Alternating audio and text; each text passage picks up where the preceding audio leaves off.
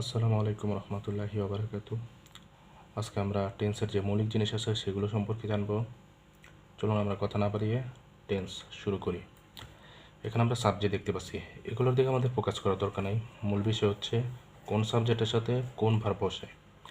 এখানে সাবজেক্ট হিসাবে আই আছে, ইউ আছে, হুই আছে, দে আছে, শি ওর হি আছে, ইট আছে, রহিম আছে।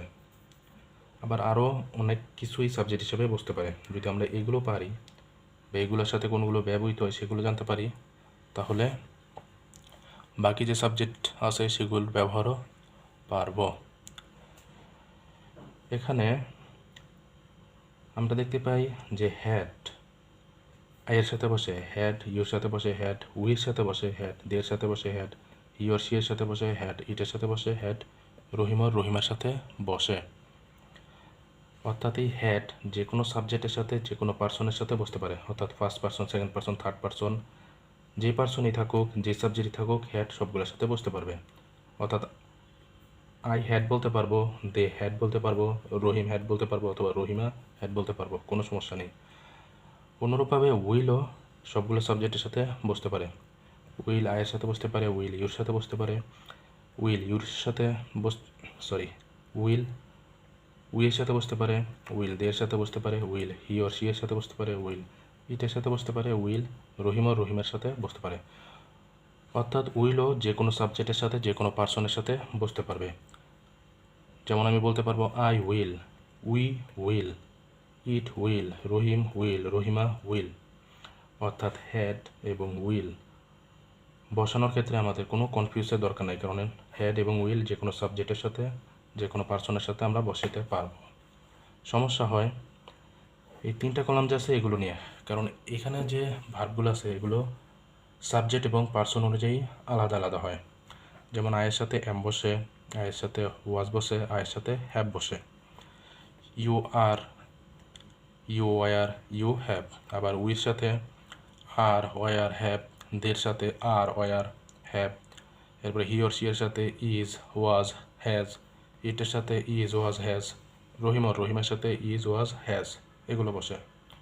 এখন কোনটার সাথে কোনটা বসে এগুলো অবশ্যই আমাদের জানা থাকতে হবে, নাহলে টেন্স পড়ার ক্ষেত্রে আমাদের সমস্যা সৃষ্টি হবে। তাই এই তালিকাটা মুখস্থ করে ফেলার চেষ্টা করব বা জেনে রাখার চেষ্টা করব যেভাবে ভালো হয়। যখন আমরা টেন্স পড়ব ওই সময় যদি আমরা V1 দেখতে পাই তাহলে বুঝবো যে এটা ভার্বের প্রেজেন্ট ফর্ম বোঝাচ্ছে বা ভার্বের বেস ফর্ম বোঝাচ্ছে। V2 দেখতে পারলে বুঝবো এটা ভার্বের পাস্ট ফর্ম বোঝাচ্ছে। V3 দেখতে পারলে বুঝবো এটা ভার্বের পাস্ট পার্টিসিপল ফর্ম বোঝাচ্ছে।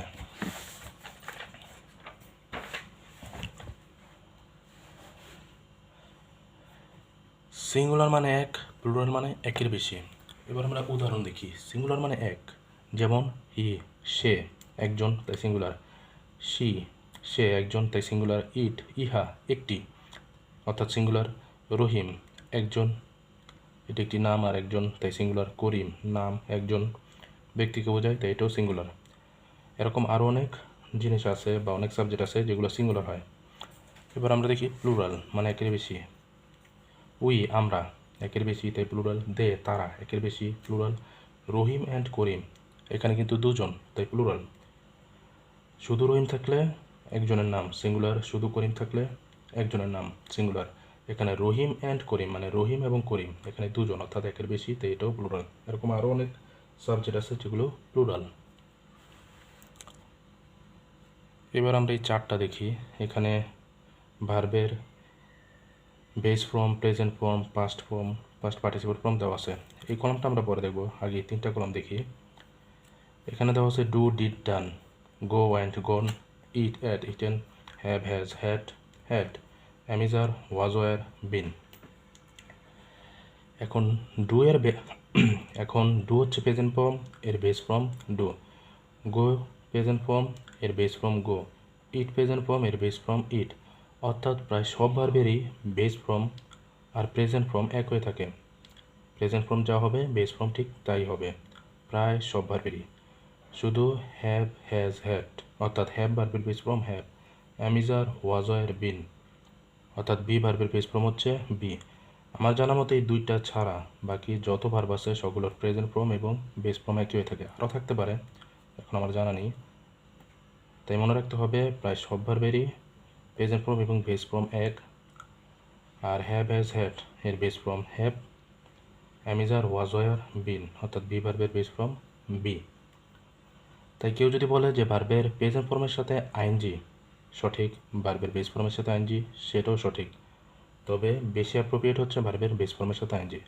কারণ এখানে আমরা ডুয়ের সাথে আইএনজি দিতে পারি, গোয়ের সাথে আইএনজি দিতে পারি, ইটের সাথে আইএনজি দিতে পারি, হ্যাভের সাথে আইএনজি দিতে পারি, হ্যাজের সাথে কিন্তু দিতে পারি না, হ্যাডের সাথে আইএনজি দিতে পারি না, বির সাথে আইএনজি দিতে পারি, এম এর সাথে আইএনজি দিতে পারি না, ইজের সাথে আইএনজি দিতে পারি না, আর এর সাথে আইএনজি দিতে পারি না। কারণ আমরা কখনো দেখবো না যে ইজিং বলা আছে, আরিং বলা আছে, বা ওয়াজিং বলা আছে, ওয়ারিং বলা আছে।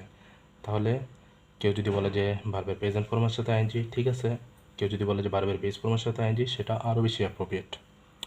ধন্যবাদ সবাইকে। আগামী ক্লাসে আমরা টেন্স নিয়ে কথা বলবো, বিশেষ করে প্রেজেন্ট টেন্স।